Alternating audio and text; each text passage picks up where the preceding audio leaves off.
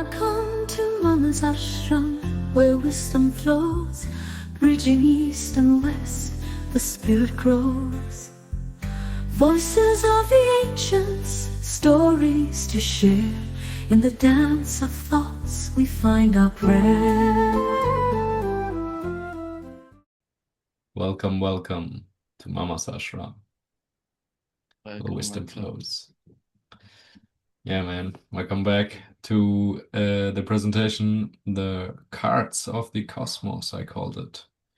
No, it's about tarot. It's about divination games and in total, how to use divination games, but especially also about the tarot and where it's come from, the etymology, as we always look at here in Mama's Ashram, and where the symbols come from. And also I have a theory where it originated, and I will share that with you guys. Yeah. Also, the West Eastern counterpart or the Western counterparts of different card games. Like that. Okay, so all right, here we are. Tarot. Quality of time and space.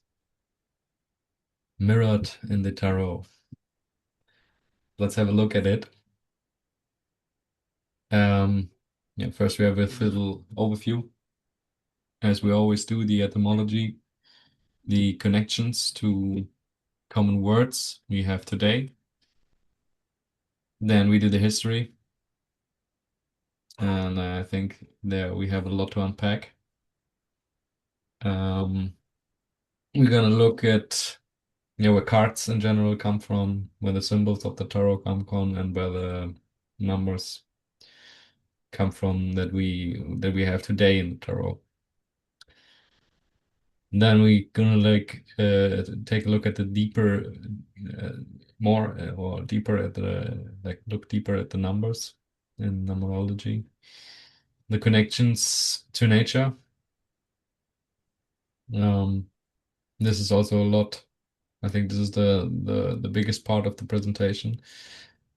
And then yeah, we have a final conclusion and also my theory where the tarot originated, or at least the system. All right. Sounds interesting. Do you play tarot, Madhev? Have you ever used it? I've got a few consultations.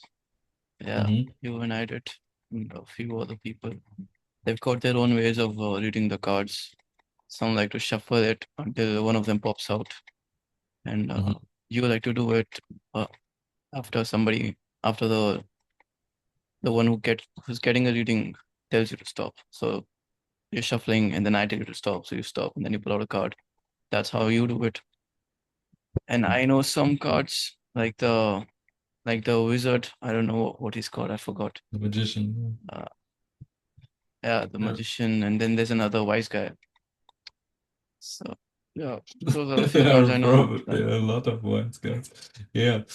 I don't know all the cards too much myself, but I use it, and I use it, of course, with a book to read the cards, probably, to get the meaning out of the cards or of the pictures. Yeah, it's kind of, I bet it's hard to remember all of them. There's so many swords and so many more weapons. Double-edged sword, 2 swords, 3 swords. It's not easy to remember, I'm sure. Yeah, there's a lot of meaning in this cards. It's like now we have like 78 cards, and every one of them has a meaning, and so it's a lot to remember. And also, what I do is a lot of with the numbers, like what the number 7, 6, and whatever represents. So this flows also into the meaning for the one who gets the reading. Okay. Yeah. So we're gonna find out what the numbers and the face cards. I mean, the characters mean A little this bit. We're gonna presentation. go a little bit into that, yeah. More about the symbols, the cards, and the numbers. And we're gonna do another presentation of the symbols of the major arcana, the big one, the 22 cards, because they have, of course, Yes. different symbols and lots of occult meaning and mystic symbols in it, and planetary symbols or whatever. Yeah, Yeah, it is. It is an occultic practice after all. absolutely. Absolutely. So what you guys also can learn here is how to use it properly. With this presentation, you're going to understand what the tarot is mirroring, and then you're going to know, or you're going to, yeah, you're going to know or understand better how to use it. Oh, Right. Okay, let's delve into it. The etymology, like we always do here, comes probably, we have four candidates in the pie, in the Proto-Indo-European root language. And as we see, it comes from wood, tree, doru, or dru. This is also connected to dwer, door, doorway, gate, path.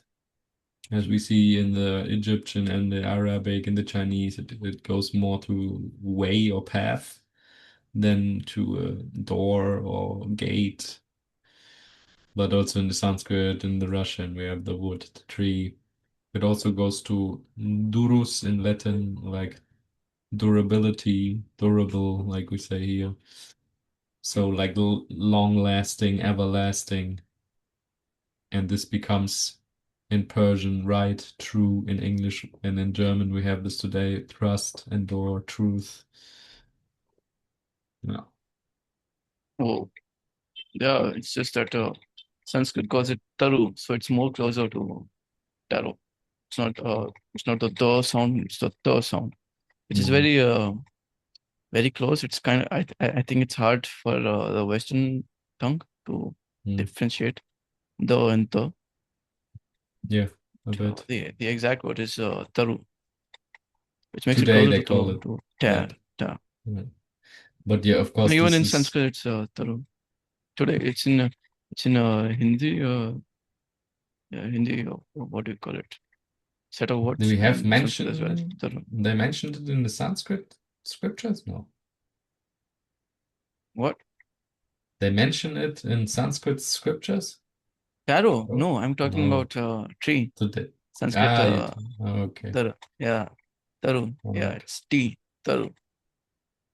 Taru. Yeah. Yeah, Yeah. taru. Yeah, and probably some dialect it's Toru. And yeah, Yeah. this is where it comes from. Mm. But yeah, we see already it has a lot of meaning. It has a lot of it goes to a lot of change in the ages through time. Yeah, from tree to durable to true to trust to truth, also to path and way. As you see here, these connections of, but you have to also know Arabic, Egyptian. Those are Semitic languages that they don't come from Proto-Indo-European. Um, Also the Chinese, I'm not sure about, but of course the Proto-Indo-European speakers and the Semitic speakers and the Chinese speakers, they were connected in the old world, yeah. As for example, to the Silk Road, or just traveling and trading. And also, as we recently, or yeah, as we recently discovered in archaeology, that there was um, ship travel across the Atlantic way earlier than we expected. So yeah, I think even though those languages are not connected, influence each other. Right, too. Yeah. In fact, the Aryans went westward. So they went through Iran to Russia and the colonies of Russia and the now call I mean the USSR states and towards west. Right. So East Europe, maybe even Central Europe. That's the distance they traveled. So everywhere in between, they left their culture, the Vedics. So the Russians have a version of the Vedas. The Irish have the version of the Vedas. Right. Like Soma. The Iranian, sorry, I said Irish, Iranians, I meant Iranians. Yeah. The Iranians call Soma Hauma. Hauma, yes. Right. And it's not just one Soma, like in Indo, I mean in Indian Vedic, there's only one Soma. There's one plant that is called Soma, which is the ultimate psychedelic. But the Iranians have multiple Haumas. So it could also be like a roadside plant that gets you high. So even cannabis would be a Hauma. Right. Right. Yeah, you see this in Hauma is all more like the psychedelic. right, man. Yeah, Any you see this psychedelic, not in just one lots specific. of ancient cultures. They have all these psychedelic drinks, and they call it kind of similar. And as I don't know in which video we talked about it, but we saw that in the Aoma, the Soma, is etymologically collected to our today's word of God, gods and God and good, yeah, to the Proto-Indo-European language. It's also very interesting. But we are here for the tarot, so let's get back to that. We have two more candidates where the word probably came from. Which is this? Rex and Brex, or Brack. Rex, king, ruler, and Break to break. Where I think we see already this connection between ruling and separating. Yeah, because we cannot rule about the whole world. You have a region you rule over, and this has to be separated from the other regions. And we see this divide and conquer kind of motive here, divide and rule. Right. But as we see in Sanskrit, it becomes already something more cosmic, more metaphysic, the ruler or the cosmic order.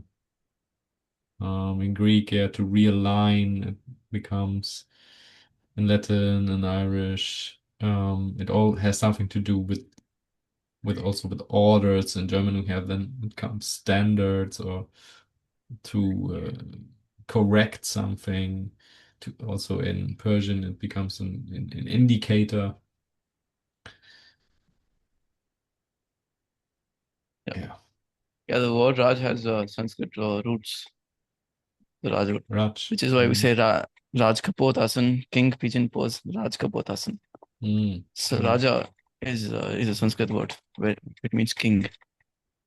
Yeah, absolutely. And Rita, as you mentioned, Rita, it is mentioned in the Vedas. It's called, it literally means cosmic order. So yeah, these are the words, and I think this gives us already a little bit of a better understanding what the tarot word is supposed to mean, right? So it's durable, it shows truth, it endures time, it's the right or true path. It is an indicator for something, as we use it today for divination. It gives us rules and standards. It leads us to correct decisions. Right. Here we just have a list of the words who are connected to it.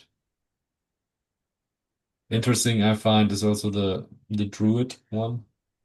because in Irish, old Irish, Drew means tree, as we see in the Indo-European Doru, and the Druids were the tree watchers, not the tree understanders, readers. Yeah. Right, and then from there we go to the history of the cards itself, and the first cards come from China. They have like these really thin papyrus or like wooden stripes.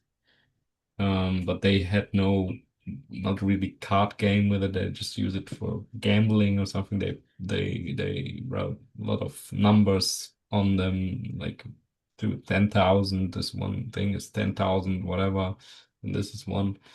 And yeah, and also where money originates from, probably because they had already this long rectangular shape and we have in the playing cards and also in money today. But yeah, they don't have a system to play with.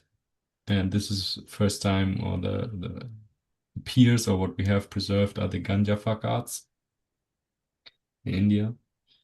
They already, you see, they changed in shape and in pictures a lot. Yeah. So Yeah. So how the Ganjifa cards came to India was through the Mughals, the Muslim emperors, Muslim invaders. They brought it to India, introduced to India. And then it was called Ganjifa cards. There were 8 cards that had Islamic artwork on them. But then over time, we personalized them. And then from 8, we made them 10 cards. And we renamed them. And from Ganjifa, it became Ganjapa. And and since they became 10, we gave each of the cards our own artwork. And each card had an avatar of Vishnu. So Vishnu has 10 avatars, 10 incarnations, 10 manifestations. We gave each card a manifestation or a incarnation of Vishnu. It became Ganjapa cards. Now it's more yeah. prominent in Orissa. Yes. Last I Ah, checked. but they're not And used today anymore, are they? no, they're just preserved as artwork. Nobody Right. really even knows about them. Right. Sad. Yeah, it is sad. But I think with the cards, it's very interesting. It's very diluted because there are like lots of regions, lots of little cultures. They had their own card system. They just, very easy to make. They just painted them Yeah. and then play whatever. Yeah. Yeah, they still paint them, but nobody plays anymore. Mm. And they remind me more of like chips, not cards in a traditional or today sense, looks more like casino chips. Right. But yeah, but they were painted on either fabric, cloth, or leaves of palm leaves. Mm. So they were really thin. Okay, yeah. Yeah. And we see here already also that this symbol kind of reminds of on the sword symbol in the tarot. Yeah, two sorts. Yeah. Yeah. And then we have the Mamluk cards preserved, were found in Egypt, in Cairo, in the Topkapi Palace. And this is where they are today. This is almost a full deck, fully preserved. Not full, but almost. In the Topkapi Museum. And there are Muslim design, as you can see, like lots of curvy lines, sort of little Yeah. details. Yeah. And they already had also the coins, the cups, the swords, the staffs. And then there are also 52. And then we have the Tarocchi cards, which are claimed today as the first tarot cards because it's very close to the name Yeah. Tarocchi and Tarot. It's where it kind of come from, but the major arcana was called Triumphi. So now what we call Tarot is both together. They only called the small part of it the minor arcana, the Tarocchi. And there's also the theory that in Morocco and also in Egypt they have similar words they used before the Italians came up with tarocchi. And Taro in India, the Ta is the way, Ro is the king, so the way of the king and the way of the ruler, which for me also indicates another initiation rite. So they just borrowed the name tarot key, and it's not necessarily the same tarot as we know today. Yeah, no, absolutely not. Because also the numbers change, the symbols change. It's not the same. People try to preserve it the Rider Waite tarot we have today, which is like the most commonly used, is also influenced by other mystics like Eliphas Levi or no, what's his name?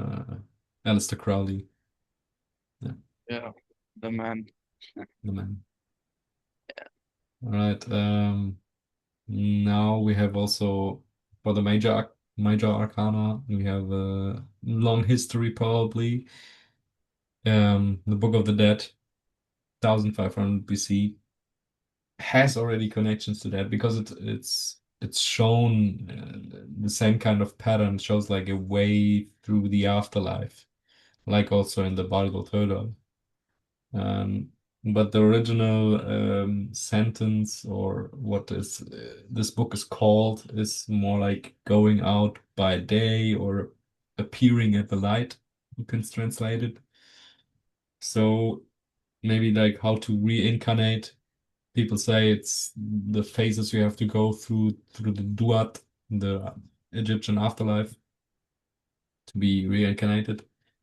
But I think it is also what the name indicates, like appearing in the light, going out by day. It doesn't have anything to do with dying.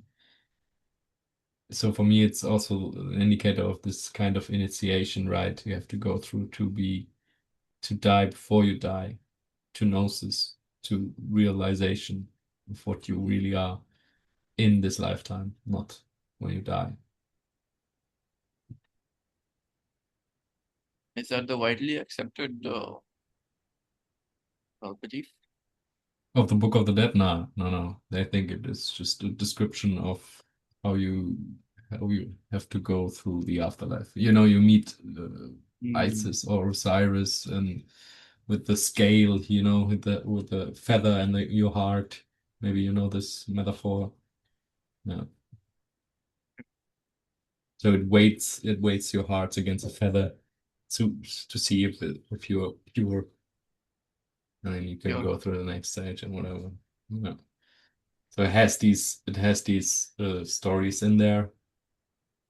It could also be, like lots of ancient texts are the description of like a trip, a psychedelic trance you go through, and what in order when you meet these and these deities, what you gotta do. Yeah.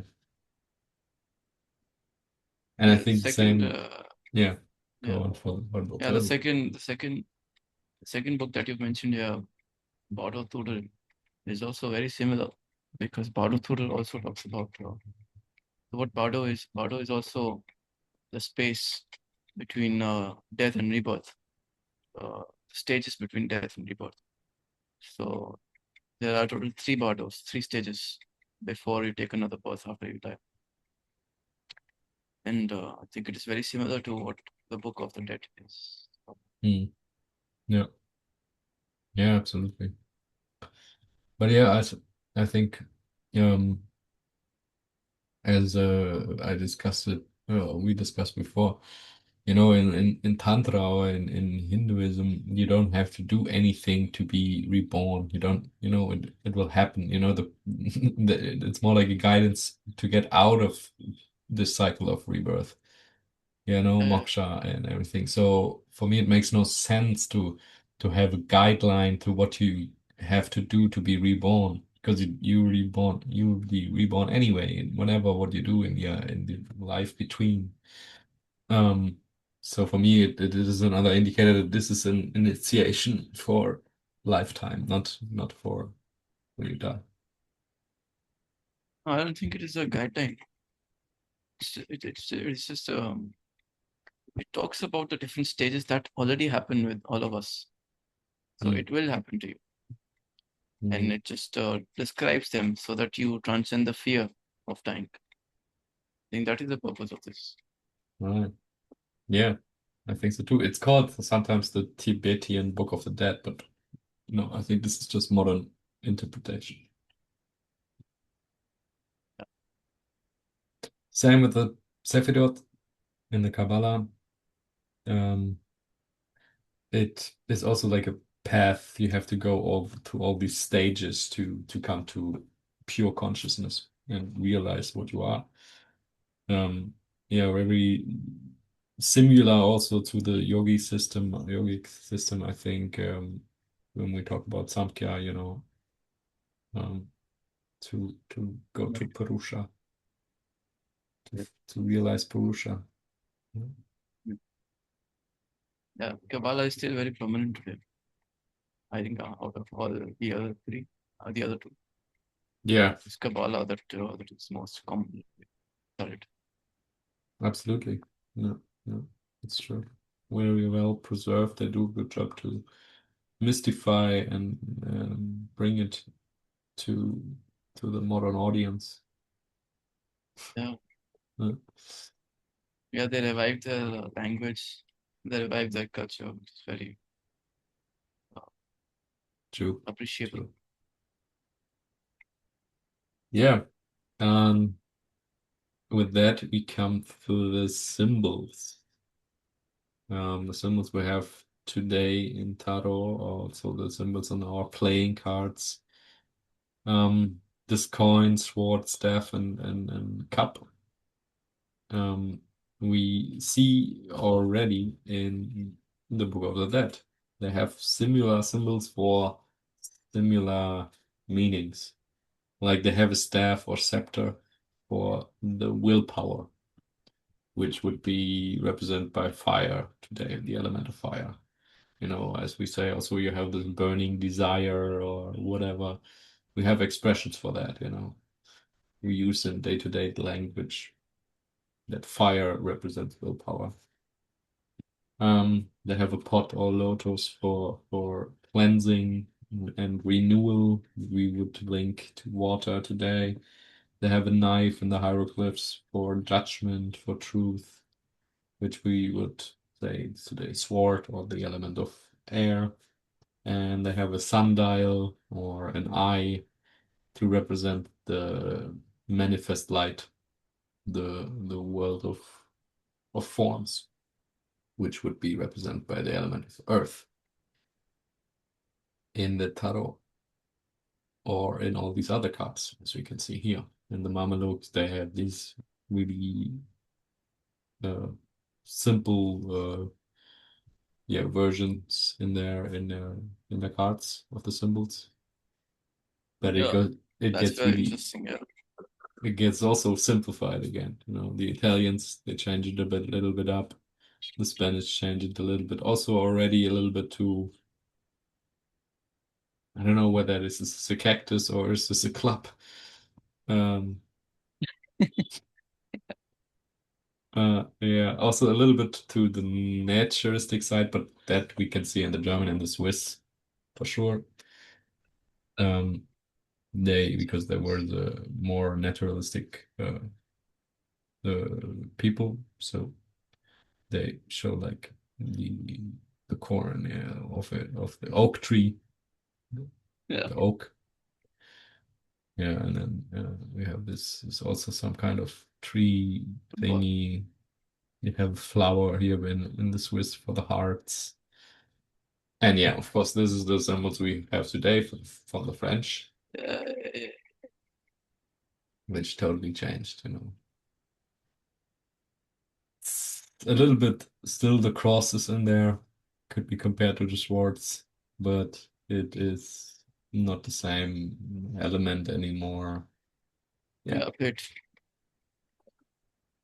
Yeah, And I think this is very interesting because I've been seeing that I've been reading and noticing as well that how we are simplifying architecture and art so much. How the old McDonald's are now becoming so simplified. The old Yeah. what do you call this? Board tables. What do you call it? Yeah. Furniture. Carpentry. Carpentry is Carpentry. becoming more simplified. Yes. Even It's these mass symbols, produced. from being multicolored, now they're just red and black. Yeah. That's so fucking simplified. Yeah, very simplified, very dumbed down kind of. So you see a degeneration and culture for sure. Yeah. Yeah, In and all I've noticed that color freaks people out for some reason. mm, yeah, you see like when cars came out, they were super colorful.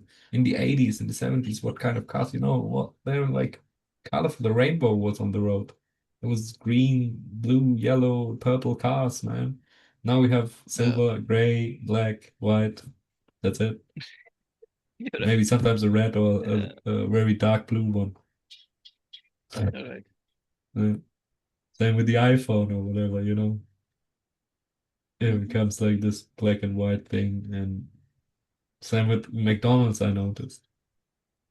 McDonald's was, when I And was a child, it was a really colorful place yeah, for kids to play. Now don't have any kids play toys thing area anymore. It's just like brown, gray, and automated, and yeah. yeah. Even if you wear clothes that have a lot of colors and a lot of embroidery, or too many colors, then Yeah, you're labeled fucking hippie or a gypsy. absolutely. Like, it's Yeah, just so sad because traditional Indian outfits were super colorful yeah, and very shiny, it's and we true. still wear them. But Really we wear nice. them now. If I wear a traditional dress in the West, I would be called Yeah, a gypsy. right. Absolutely, yeah. That's so true. Yeah, that's how it goes. Well, back to the tarot. So Yeah, here we have the tarot symbols we have today in most of the cards. The staff, the pentacle, the sword, and the cup. Underneath, I show the elements in the alchemical sense, the signs. And if we dumb it down, if the staff is just a line, the pentacle is just a circle, the sword's just a cross, and the cup's just a half circle. And I think we get also our mathematical symbols from that. Because it originated from so the Persians who were really into math. yeah, And as we can see here, it's kind of similar. shit. All right. So now we come to the numbers, the history of the numbers. Because today what we have in Tarot is not what we originally had, and I don't think it is the most accurate, but it's good. Yeah, in the Ganja for cards we had a lot of cards. 100, some go to 144, some estimations. There we see, of course, the nine again, the astronomical numbers, the cyclic number nine. Yeah, number that never leaves. It never leaves India, Nine. Indian tradition. Um, Yeah, yeah, and the yeah, it is a very Persian, important number. it is absolutely. We've done, yeah, we've done it in the numerology video for those who haven't Yeah, seen check it. that out. Check it out. Very interesting number, and we will go on and on about it. But um, yeah, as we see here, that this is already like kind of where we are today with the French deck is also 52 cards, which represent, of course, the weeks of the year. But it was already like that in the Mamluk cards at that time. The Italian cards somehow got 4 cards added for pictures. So there are still 10 numbers for every element, and then 3 like the king, the knight, the queen. More face And cards. yeah, more face cards, exactly. In Italy, they have 1 more face card per element, Okay. for each element. Yeah. It is a move from the mystics, I guess, the boss. And it was okay. Very interesting move. I think it links the whole number system more to humans, not just to time, because here of course we see it's 52 for the weeks in a year. It's up to 7, which is also a number connected to time, or the step after time. If we say the 6 is the number connected to time, and the 7 would be like the next step to step out of the time. Yeah. In the big or major arcana, we have these stages and also these numbers. Today we have 22.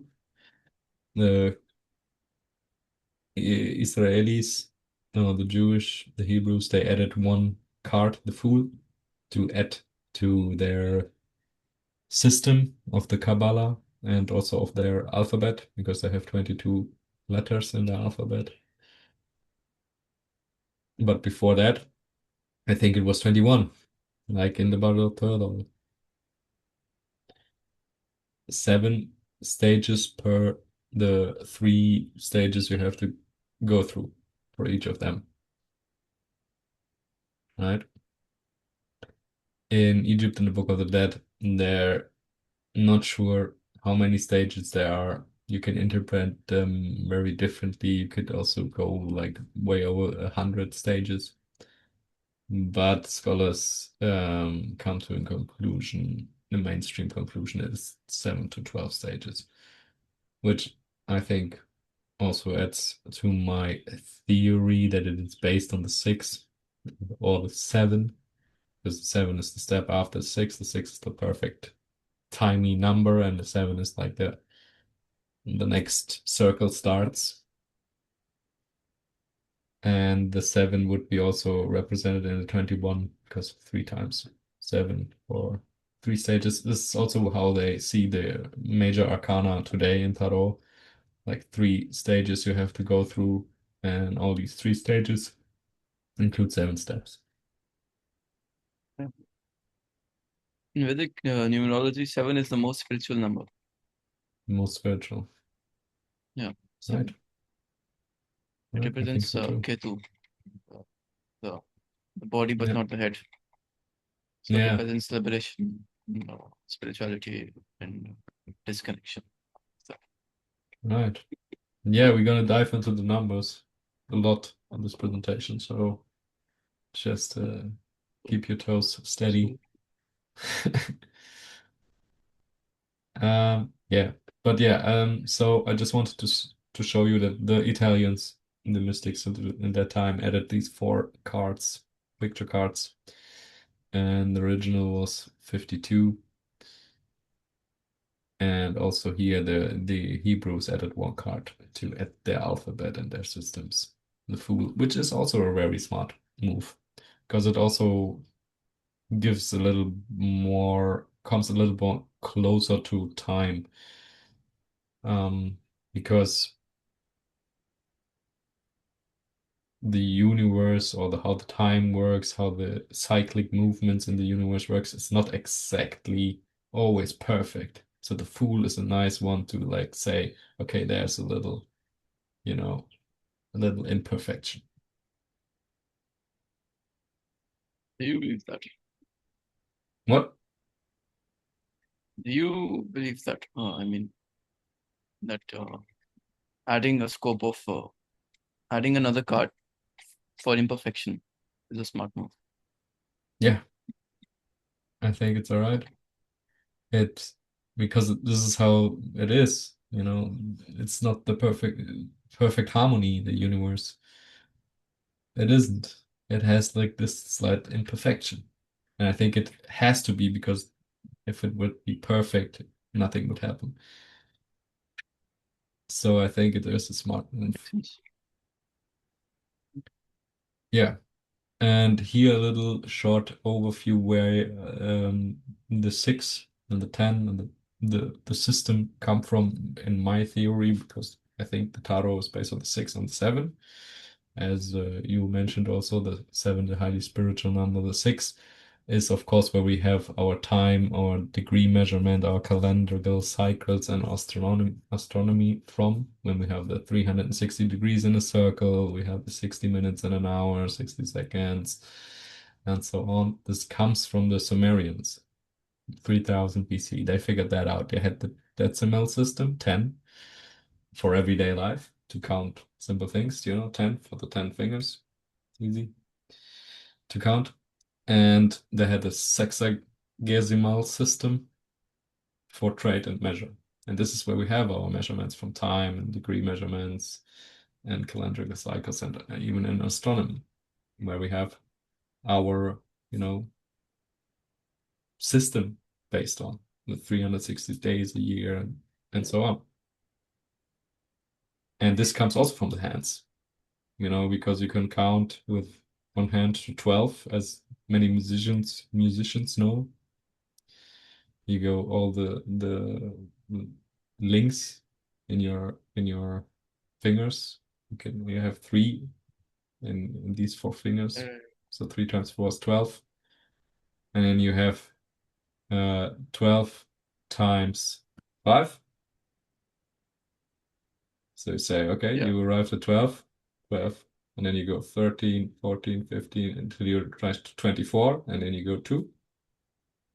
And then when you do all the 5 and the 12, you have 60. And this is where we have the system from. Thank you. That's crazy. How we Yeah. count in music in India is that we count these lines. So these divisions, we don't count the divisions. We count the lines that make divisions. So 4 per finger. So Yeah. 4, 4, 4, 4 makes 16. Also interesting. 16, we come to that number. The Italians. All right. So with that, we arrived at numerology. Finally here. So there are a few numbers in tarot, obviously. Like we have here the 4 for the 4 elements. And I'm just showing some examples of each of these topics. And I'm guessing there are always more to all of them. This is just like one example I took, the most obvious. Yeah, I think everybody maybe knows more. Maybe you guys write it in the comments if you have some like that. And yeah, just I wanted to show how the tarot, or how numbers are mirrored in everything, in the time, in the space, in autonomy, in the psychology, in music and art, in nature. You could also add more. You could take geometry would be there, or social structures would be there. Yeah. So 4 is clearly in the tarot for the 4 elements, and then we have all of this stuff for seasons, for cardinal days, for heart chambers, and then here we have for, I think this is music, singing, soprano, alto, tenor, bass. It's like a chore made of. And the function of consciousness is defined by Jung, Carl C.G. Jung, Carl Gustav. And there's this, I think, thinking, feeling, sensation, and intuition. This is what the consciousness is made of. Yeah, 4 is also in Vedic astrology, in Vedic numerology. 4 is of 4 belongs to Rahu, which is the which is a northern node on the moon's orbit, and even that is very intuitive and what do you call it? Those who oppose against the government. Resistant, rebellion. Rebellious. Rebellious. Yeah. Four number represents all of that. Interesting. Also great power. Great power. Rahu, because Rahu is just the head and not no body, so it constantly wants to keep eating, but it won't feel fed because it doesn't have a stomach. It will never feel full. So they're like all consuming. Yeah. Okay, interesting. Yeah. Here we have like a few things: form, limitation, and completeness in the earthly. But yeah, there are many more meanings. And as you said, it's like in different cultures we have different meanings, but the number 4 is everywhere. Yeah, it is. I think 4 is the most important number also in music. 4 by 4 is the most important time signature. Yeah, that's true.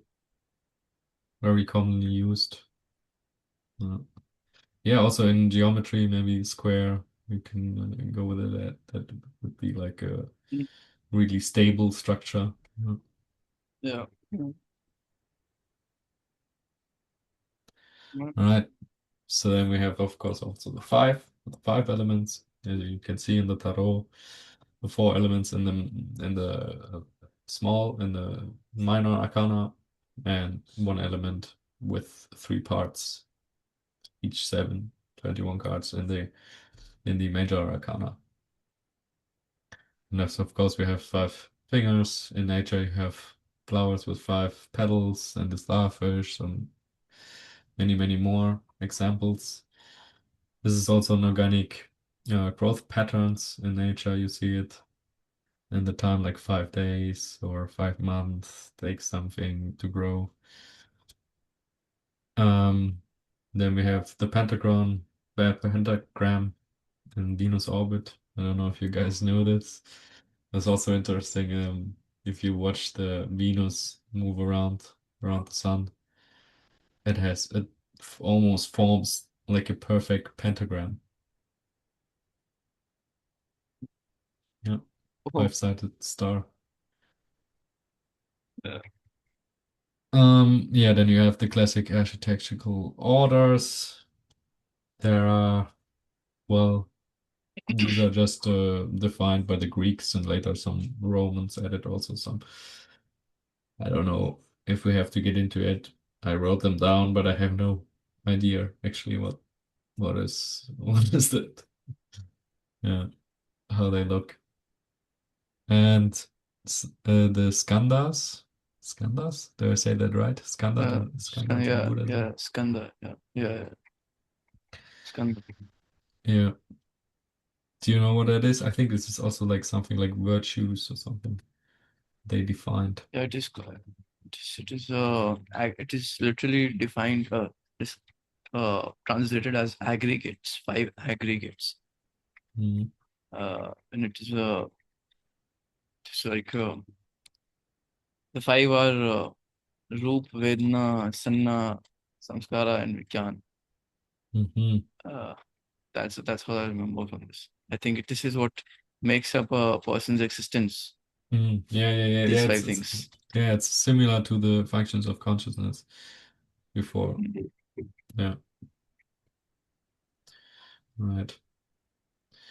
And then we go to the number 6, where my theory is the tarot is based on 6 and 7. And of course, we have this in formative symmetry. So in our bodies, we have on each side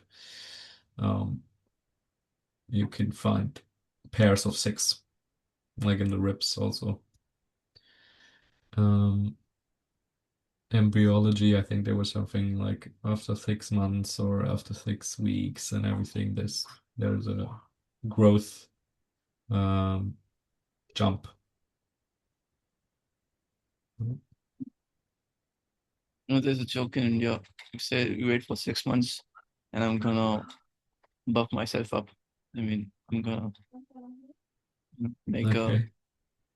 buffed up body in just 6 months. Wait for 6 Alright. months. I'll join the gym and I'll come back buffed up. Okay. And you use it like to say I will never do it or something like that. What? How do you use this? Why is this a joke?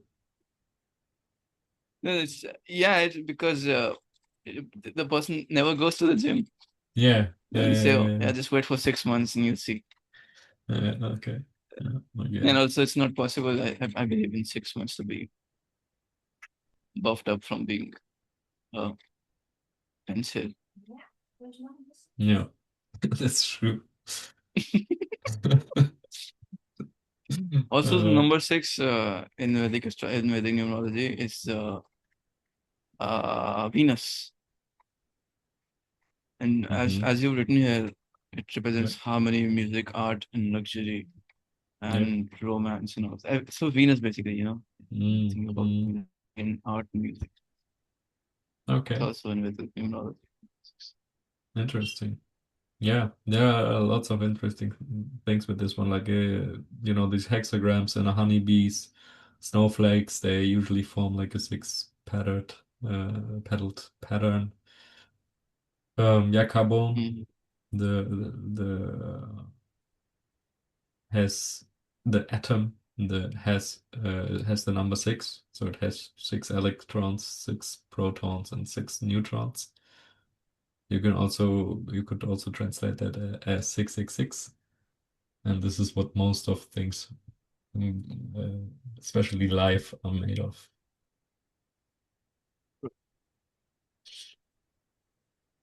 Yeah, then you have these desires for harmony. Also another definition. Then you have here in time, you have the 6 days of creation in the Bible, and of course the 7th where he rested. And there's also something in the Ritu calendar. Ritu. Yeah. Ritu.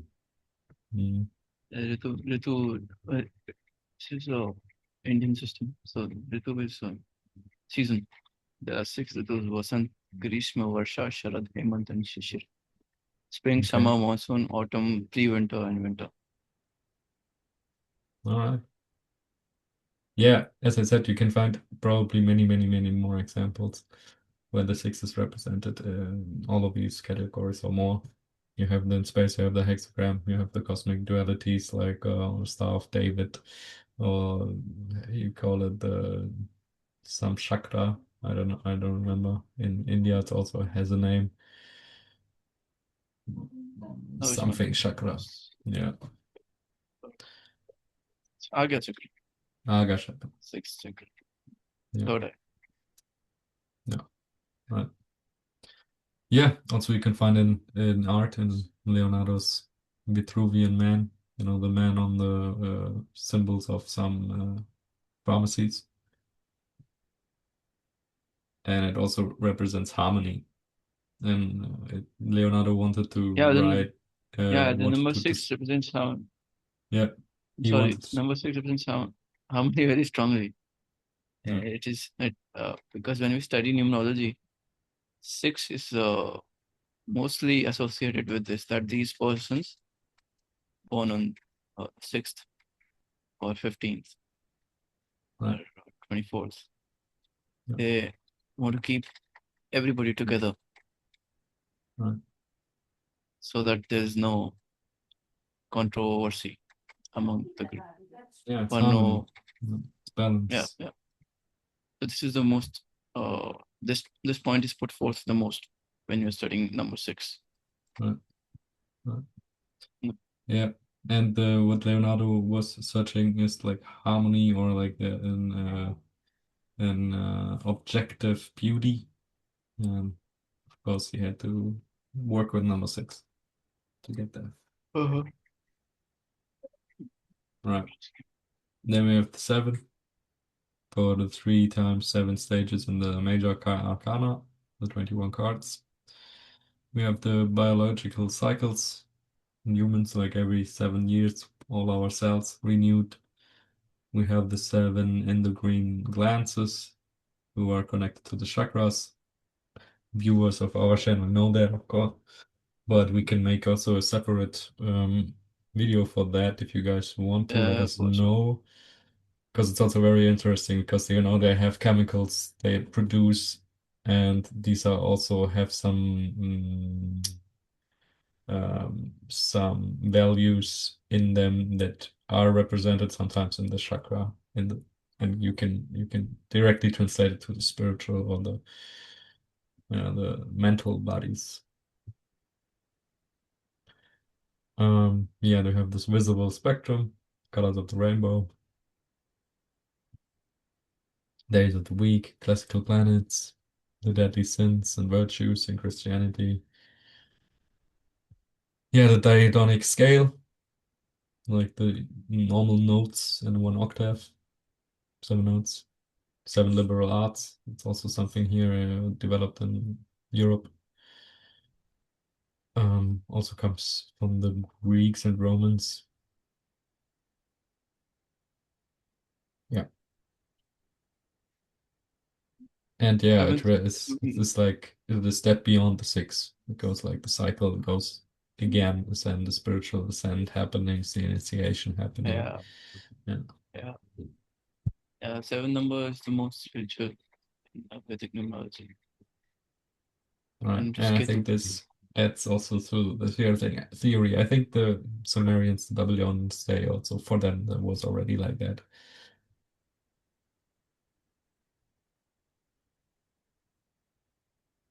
Right.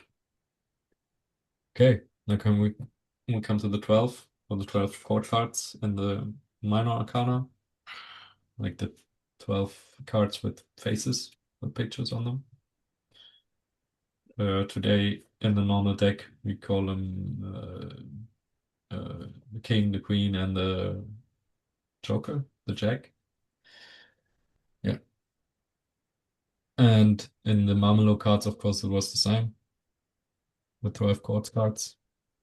And this we have in anatomy, we have our cranial nerves, like nerves that are directly connected to our brains, cranial, to our heart, cranial's heart. We have the pairs of the ribs, 12. We have 12 full moons in a solar year. We have daylight hours, nighttime hours, when we live close to the equator. Of course, everywhere else it's different. And this is what I also, say with there's no perfect thing and it's everywhere the same and it's always perfect harmony. There has to be like slightly disharmonizing element for anything to happen.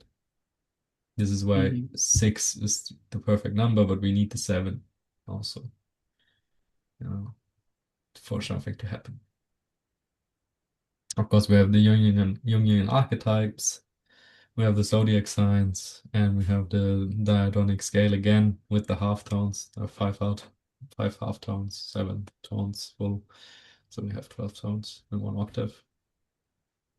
Yeah, it represents cosmic order, completion, and structure, and many more. Also 12 houses in astrology. Right. 12 houses in astrology. Right. Then we come to the 13. 4 cards in one color, like in one element. Like we have the cards from 1 to 10, and then 3 picture cards for one element. So we have 13 cards. And this is also seen everywhere. Pine cones, sunflower heads, full moons in a lunar year, zodiac signs. If there's 13 full moons, there has to be 13 signs, zodiac signs. Some people don't accept that because they stick to their astrology. which is even, sometimes not even based on the stars anymore. Not like the Indian or the Scythian tactic, or yeah, the one that really reads the stars. What are they today? If we would use the Western one forever, we would never, also never go into the new ages, like the Platonic years. That wouldn't change. What the age of Aquarians, what is yet Aquarius, what is yet now coming. It wouldn't happen if we would stick to the Western system, because it's just fixed. It's just something they laid on. Okay. Anyway, there are 13 zodiac signs. Fucking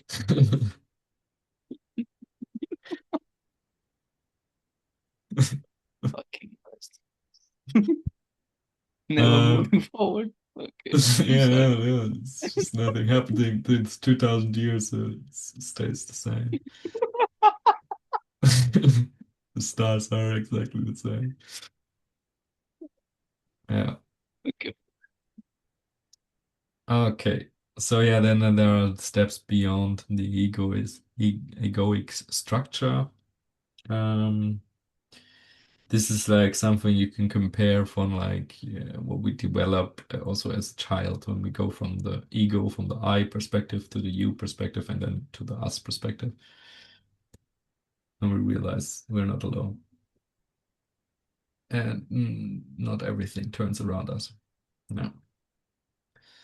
Harmony in music art. There are some sacred drum rhythms in Africa, especially with 13 beats. I don't know if you in India have this also in the talas 13 weeks. with 13 beats. I don't know, but in Africa they are some. Yeah, we do, but it's very uncommon because off Mm, timings are right. very hard to play and also not very common. Yeah. Yeah. If you guys are interested, search for these 13 beats per second or 13 beats rhythms Africa. You will find something that's quite cool. Yeah. A second. Okay. Transcendence, renewal, breaking beyond.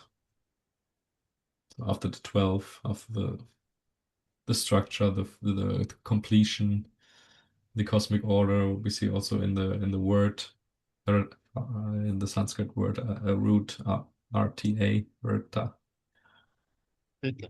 rta. Yeah. And then, of course, we go to the 13 and we transcend. All right. So there's the 14 for the 14 cards of one color. This is what the Italians then added when they added one card per element, for each element. So there are bones in each hand or in a foot. There are 14 body segments of most insects. I have 14, half of a lunar month. There are 28 if you take that number, what the ancients took. They didn't have to, well, they didn't had it exactly, or like we use it today with 29.5 days, I think. Levels of purifying the mind. Yeah, well, this is just some psychological definition. Yeah. But yeah, lines in a sonnet. Egyptian lunar calendar was based on the 14. Yeah. So I think this is why what I said before, like these Italian mystics or also the Hebrew mystics when they added the fool, it's not that bad. It's not like something what makes the previous version uh, better. It's all Refinement. right. It's just yeah, it's because we have some kind of refinement because we have new discoveries. No. Then we have the 13 for 13 cards also in Italian and the Tarocchi deck. Because we have four in each element. This is permanent teeth in each jar. Squares of stability is the 4 times 4 square, 16. This is also in psychology, the 14 personality types. This is modern. definition. The Celtic tree cycle is also a calendar form of the Celtics. 16 moons. Jupiter has 16 moons. And then we have the Indian Tala with a 16-beat rhythm, which Madhev played a lot. Yeah. It is, I think, the most important beat in Indian music. It is called Teen Tal. And I think I said before, to count, we usually use these 4 lines that make these divisions in our fingers. So Right. that's how we say it. Right. It's like da din din da da din din da da din din da da din din da da. So Okay. Yeah. the 16 So, and yeah. then some, and 1 again. Yeah. Okay. Oh. Yeah. And this is also, this is comes from the 4 added cards of the Italian mystics. So I guess they also get into something to make us more not just time and space based, maybe more connected also to humans. Yeah. Then we have the 21 cards of the major arcana. Of course, 21 years for adulthood. Chicken and bee transformation takes the bee transformation 21 days, chicken 21 weeks. Yeah, we have the 7 chakras times 3 for the tasks or the how you say the Raja Tamas and then Sattva. What is this called? Gunas. Yeah, gunas. Gunas. Yeah, gunas. You could also take off when you talk astrology, you can take the fixed, the active, and the harmonizing aspects. Yeah. There's also 7 hells and 7 heavens, and then the 7 realms of 7 worlds of this 7, which are the chakras, basically the 7 states of consciousness. And there's also in the Viking, we've done a video on that, the Viking worlds, the Yggdrasil. Right. Yggdrasil has 21 worlds. That's right. In Indian lokas, there are 21 worlds in Indian cosmology also. 21 lokas, 7 hells, 7 heavens, 7. Yeah, it's a really sacred number also, and if you add it together, you come to the 3. This is also really basic number, which like we have the trinities all around the world and like the triangles and whatever which form like the first basic structure. You have to have 3 parts, like the active, the passive, and the harmonizing to do something, for something to be created. Yeah. Then we have the 21 or 20 seconds is most of the time the solstices in the year. And we have also this like 21 days to form a habit or to change a habit. There are many retreats which go 21 days. Yeah, it's also the sum of the first 6 natural numbers. So 1 plus 2 plus 3 plus 4 plus 5 plus 6 is 21. There's also the solar magnetic cycle. Like when the magnetic field of the Earth shifts, or the magnetic field of the sun. Yeah. Vedic numerology, what we do is when there are 2-digit numbers, so we add the 2 digits. So 2 and 1 would be 3. That is Jupiter. But then 3 people born on the number on the 3rd date of the month and 21st of the month would be different. They're both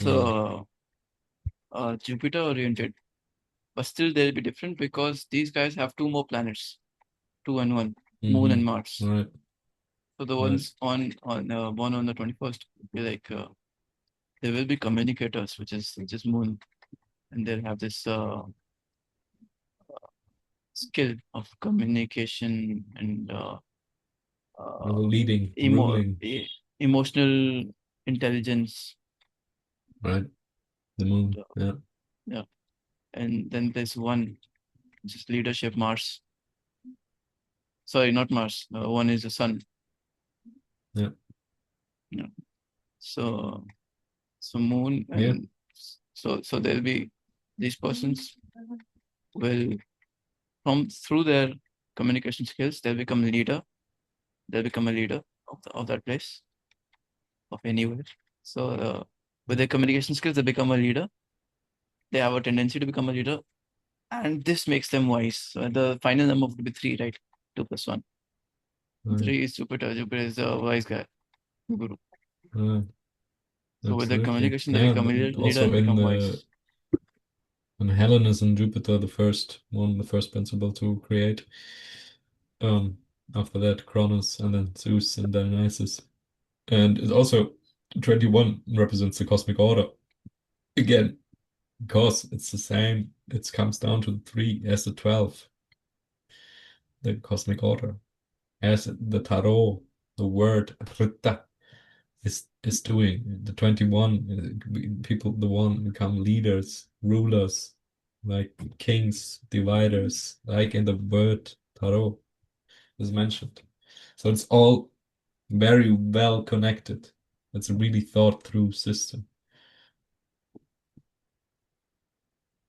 Right. So let's go with the 22 now.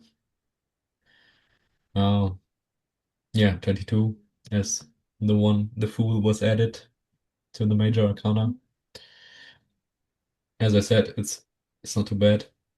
It doesn't make the other one obsolete, but yeah, it doesn't make the other one obsolete, but it's also not that it's much more or better connected to time.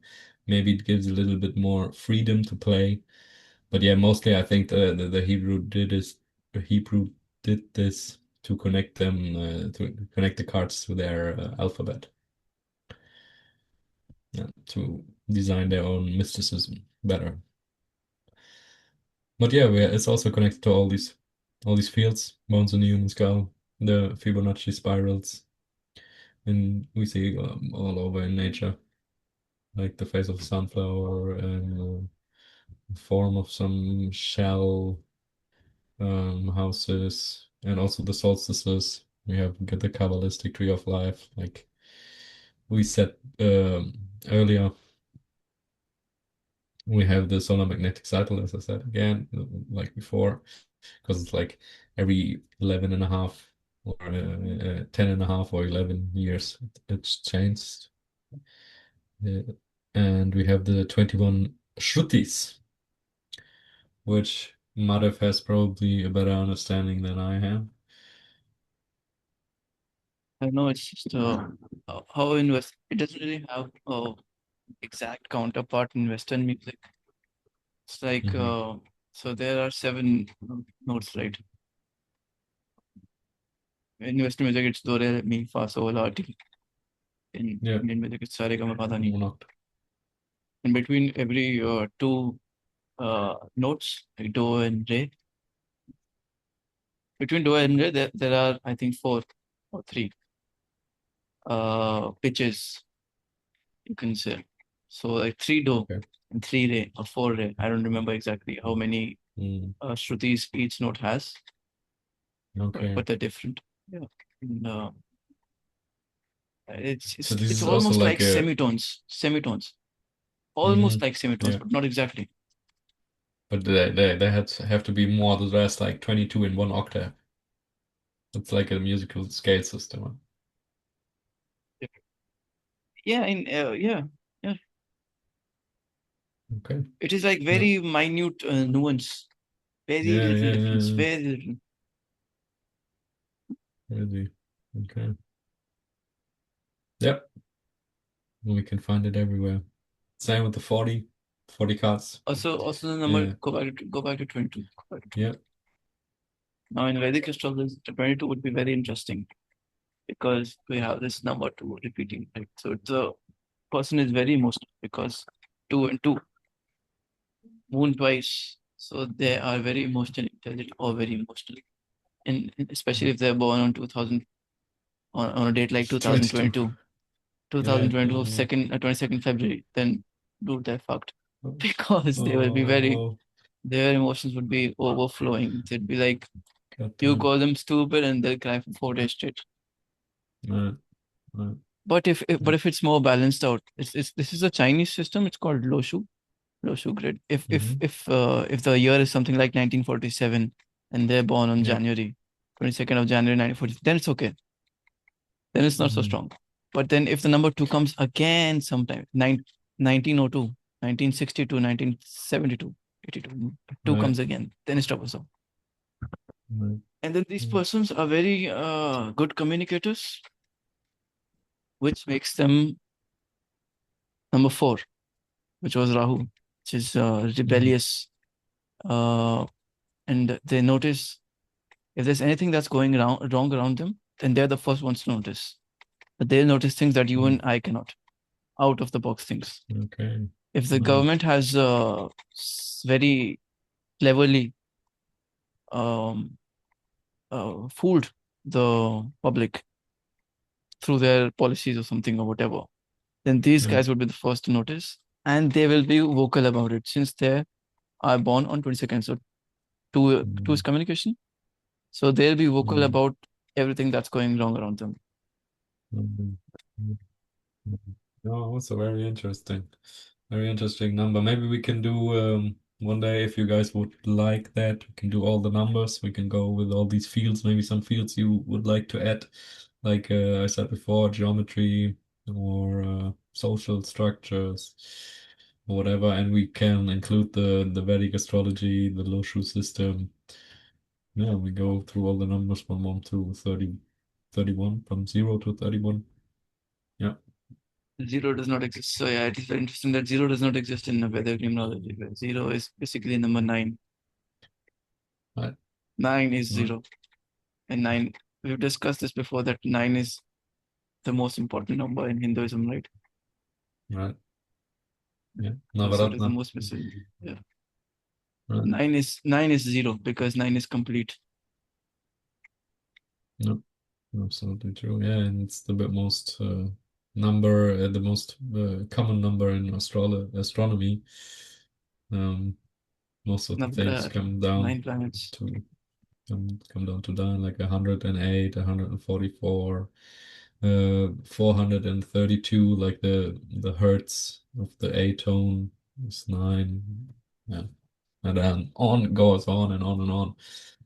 It goes all back to the 9. But yeah, let's go further here with 40 cards for each element, like 10 per each element, the number cards. Yeah, we have, of course, the 40 weeks pregnancy. We have metamorphosis or cocoon phases in butterflies or some other insects. It comes a lot in dreams and visions. We have the days between the festivals, like the solar festivals, like the solstices, like the winter solstice or the spring equinoxes. And then 40 days later, we have a moon festival. Like this is what we have here in Europe. This is like a Celtic, Gothic thing. Like this is where also Halloween developed from. It's called originally Samhain. And this, we say these 40 days are like the days of the witch, because when for example, the summer solstice happens, it becomes shorter again, but we only will notice after 40 days. It's like a little delusion. Yeah, the sun is already shifted, but the earth needs another 40 days to really take on the shift.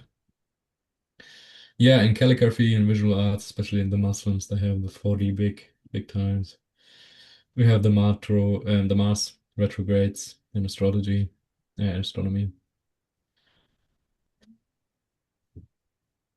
Yeah. Then 52, the cards in the minor arcana before the Italians, is the biorhythm of emotional cycles. as people discovered today. We have some migrating birds, some hibernating in nature for 52 days. Then we have the labyrinth walk. It's also connected to C.G. Jung, Carl Gustav Jung. But it's he derived it from the Minoan culture, like the pre-Greeks on the Crete island. Yeah, maybe you know the Minotaur of the end of the labyrinth. Yeah. And then you have the weeks, of course, in the solar year, the white keys on the piano, the weeks of the ephemeris cycles. It's some architectural cycles. Then you have the 56.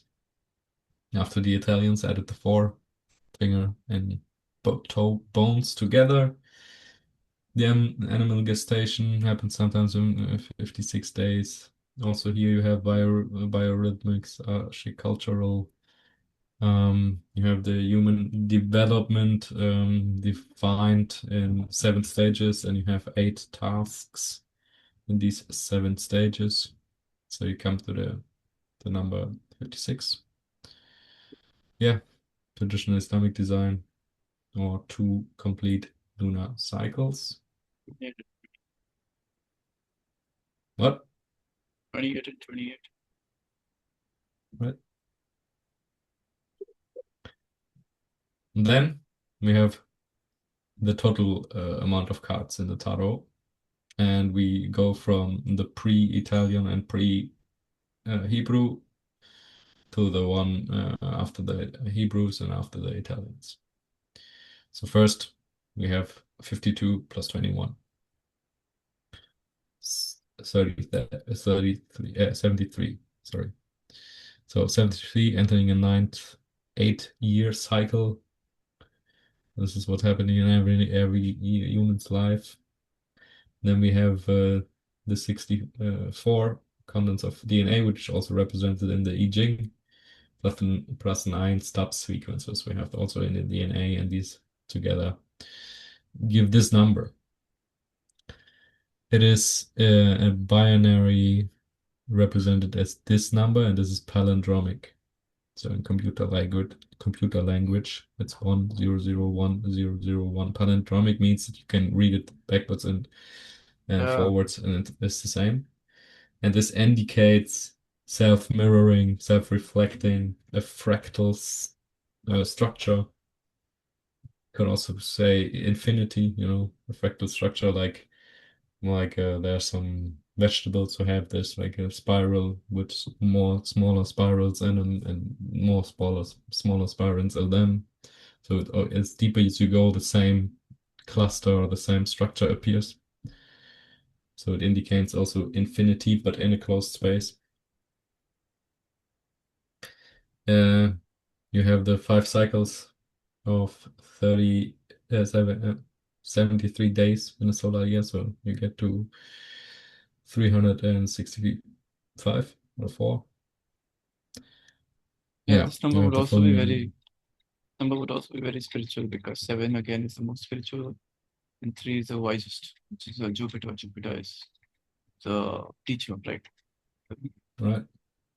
7 is the most Yeah, spiritual. absolutely. These two are the most spiritual. In fact, if placed right in your chart, then they can give you moksha, salvation.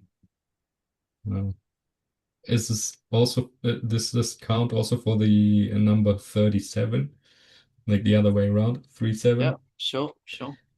But these numbers do not exist in the calendar, right? So right.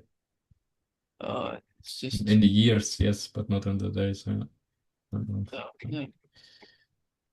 Yeah. You have to see because if you have to see it that way, then you can see it that way. Yeah, 37, because it's also a very big time number in Egyptian astrology and everything, because they have all these angel numbers or god numbers, 111, 222, 333, 444. And if you divide 111 by 3, you get 37. and this is like a basic number they also use a lot in their calculations. And it also, some people say it represents the Om symbol, or also L, E, and L. Like if you would flip the 37 now, Yeah, it would become L. I see it. So yeah, so it also, is the God number. The difference between 37 and 73 would be that 73 would be a spiritual person became wise through his spirituality. And spiritual person used his wisdom Yeah. to become a leader, 7 plus 3. Yes. One. And 37 would be a wise person used spirituality to be the leader. Right. Beautiful. Yeah. Same goal, different ways. Can also say that. Yeah. So then we have, after the Italian, added 4 more cards. 77, 7 organs. In Ayurveda, or also in some Sufi schools, the human body have 77 organs. Instinct, wing patterns, shelf spirals, you can find it. Then represents in psychology the inner initiation twice, once to ego, once to spirit. We go 2 times to the 7. In the Bible, we can find it. If Cain is avenged 70 times, then Lamed, his son, 77 times. Yeah. Mandala creations, ritual temple designs, especially in India. And we have some constellation gates in the astrology of Chinese or Islamic astrology. There are 77 constellation gates.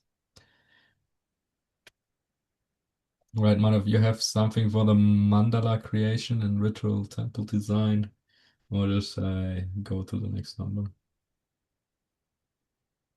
There are different ways of creating a mandala, and it's written ritual temple design. Yeah. I'm not sure how usually your temple is designed. We consider Vastu, which is like feng shui, which is sacred architecture. So for temples, what we do is we make grids. So when you make a map for a house or a temple or a city, the most complex one is for a city, right? But in Vastu, it is for a temple because you have to be very precise, and thus we make a lot of subdivisions, like a very big grid. So 108 times 108.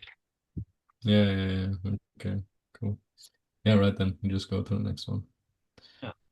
So 78 is then, after the Jews added the Fool. Average human lifespan globally is surprisingly only 78 years old. Kilometers to the mesosphere, so where the universe begins, where our atmosphere ends, is exactly these kilometers. And then we have the subconscious archetypes, the map of the psyche. This is also defined by some psychologists. You can look it up, guys. Weeks, then a solar and 1.5 solar years. And then we have sacred geometry based art. It's also often uses the number 78 to form patterns. And of course, we have the Platonic solid, the dodecahedron. Yeah, it's associated with ether and spirit. What do you say? I was just trying to say it. All right. And I guess that's it with the numberology. We would just go really fast to that because it's a lot of input, but we can do a separate video if you guys like. Yeah, And now, separate video. yeah. And with that, yeah, I just wanted to show again that there is the 6 everywhere, the 7 represented, and all these 3 times 7 numbers. Here we have also the 5 and the 2 forms the 7, the 12, the 21. Yeah, but this is only in the original, in the 52 and the 21 cards after, before the changes of the Italians and the Jews. Yeah. And with that, we come to the last part of the presentation. So the last one is the quality of time and space. The other side of the coin, I called it. Yeah, with all these numbers, I wanted to show that the tarot is mirroring these aspects of the cosmos, of the world, of time space. Yeah, I wrote down the quality and the quantity are like 2 sides of a coin.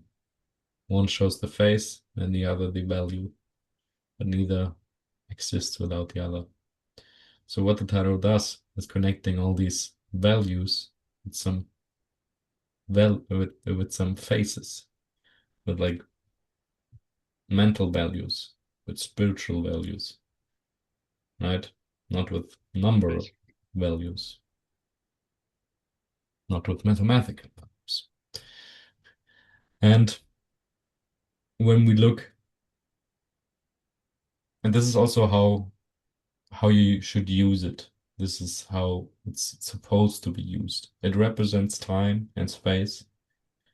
So it's showing, with the numbers, it's showing us the quantity of time and space.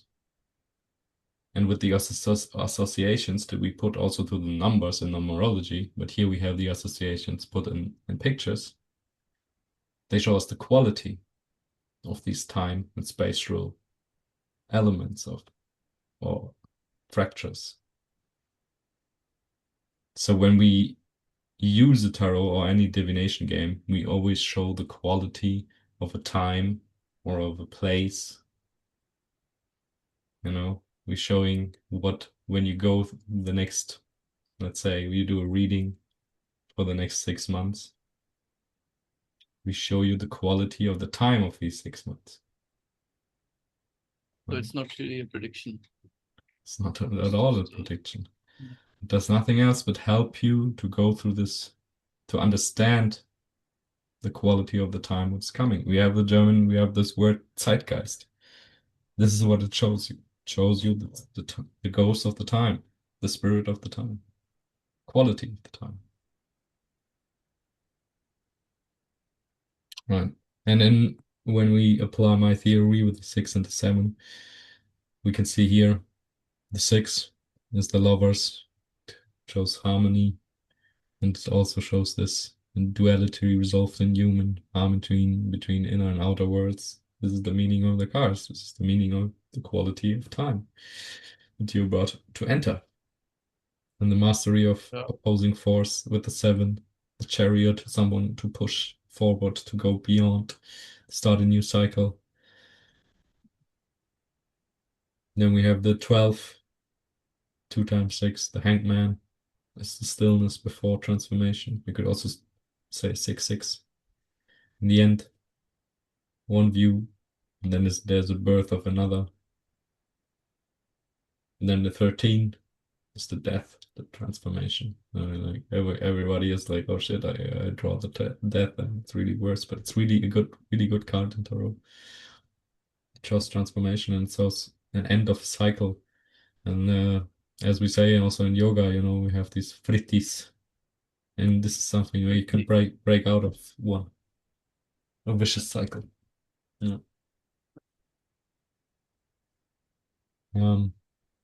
Then we have the 14, 2 times 7, temperance. 77, also like in the tarot, alchemical balance, merging, sacred geometry. Shows the same. The 77 was all connected to these patterns, to these mandala designs. Then we have the 18, The 3 times 6, 666. It's the moon, the cycles, it's illusion, it's the world, it's carbon. Yeah, carbon. 6 electrons, 6 protons, 6 neutrons. 666. It's the world of forms. It's an illusion. Subconscious 666. lunar archetype. Yeah, then we have the 21. The last card is the world. It's the 3 times 7, fulfillment, cosmic wholeness, reintegration, and new beginning. Chose both. And then the added one, the fool, which basically shows the same, but I like it because it gives this little irregularity we can use, because this is how time and space is. It's not that perfect harmonized, and this is why they based it also on 6 and 7, not only 6, because it's not this perfect harmony. There is some imbalance in it, because it has to be. And nowadays, if you people know or follow any story movies, we have always this hero journey. And this is represented here, the hero or the fool. First, of course, he's a fool. He steps out there and he becomes the hero when he goes to all these cards in the major arcana. So I think we could also call it the fool's journey. The fool's journey is, of course, represented in the 21.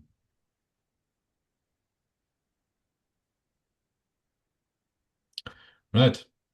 So with this, we come to an end of this presentation. I hope you guys get a better understanding.